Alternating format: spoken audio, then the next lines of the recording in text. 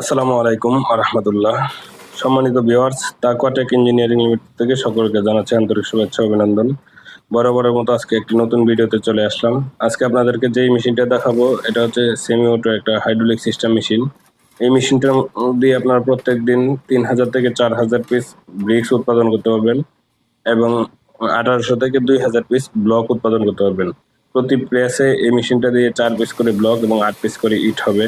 এই মেশিনটা খুব সহজে অপারেটিং করা যায় যেহেতু এটা সেমি অটো।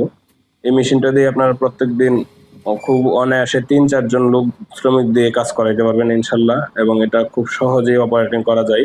মেশিনটার মধ্যে আমরা মেকানিক্যাল ভাইব্রেশন ফোর্স ব্যবহার করছি, যার কারণে পিএসআই হাই কোয়ালিটি পিএসআই আসবে এই হাইড্রোলিক মেশিন দিয়ে।